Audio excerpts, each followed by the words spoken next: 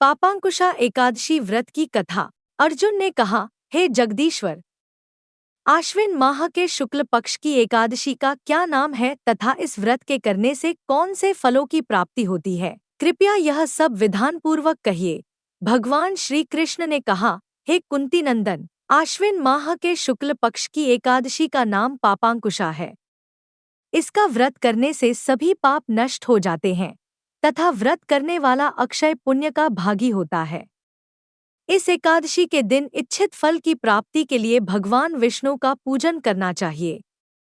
इस पूजन के द्वारा मनुष्य को स्वर्ग लोक की प्राप्ति होती है। हे अर्जुन, जो मनुष्य कठिन तपस्याओं के द्वारा फल की प्राप्ति करते हैं, वह फल इस एकादशी के दिन क्षीर सागर में शेषनाग पर शयन करने वाले भगवान विष्णु को नमस्कार कर देने से मिल जाता है और मनुष्य को यम के दुख नहीं भोगने पड़ते। जो विष्णु भक्त शिवजी की निंदा करते हैं अथवा जो शिव भक्त विष्णु भगवान की निंदा करते हैं, वे नरक को जा। 1000 अश्वमेध और 100 राजसूय यज्ञ का फल इस एकादशी के फल के 16वें भाग के समान भी नहीं होता।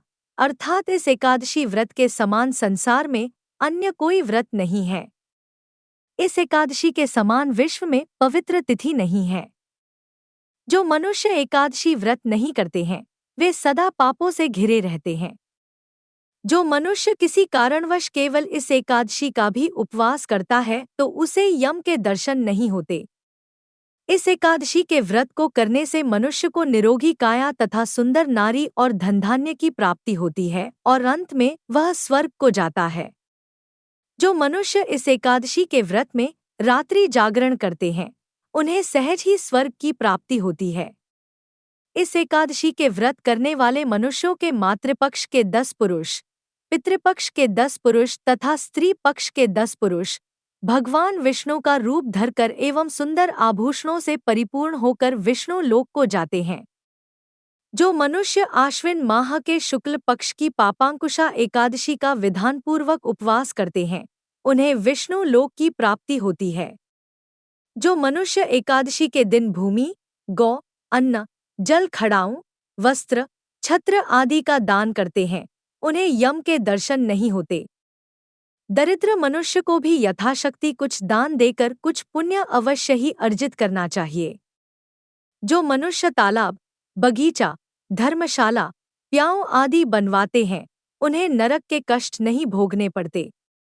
वह मनुष्य इस लोक में निरोगी, दीर्घायु वाले, पुत्र तथा धनधान्य से परिपूर्ण होकर सुख भोगते हैं तथा अंत में स्वर्ग लोक को जाते हैं।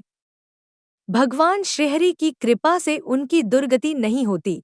पापांकुशा एकादशी व्रत की कथा। प्राचीन समय में क्रोधन नामक एक शिकारी था जो विंध्य पर्वत पर रहता था। उसने जीवन भर पाप किए थे, लेकिन जैसे जैसे उसकी मृत्यु का समय करीब आ रहा था, वो डरने लगा।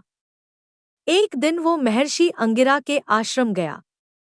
वहां जाकर उसने महर्षि अंगिरा से कहा, हे ऋषिवर, मैंने जीवन भर पाप कर्म किए हैं। कृपा मुझे कोई उपाय बताइए जिससे मुझे अपने पापों से मुक्ति मिल सके और मोक्ष की प्राप्ति हो सके। महर्षि अंगिरा ने क्रोधन को पापांकुशा एकादशी का व्रत करने को कहा। इसी के साथ उन्होंने व्रत के महत्व के बारे में बताया। उन्होंने कहा, पापांकुशा एकादशी को पापों का नाश करने वाली एकादशी कहा जाता है।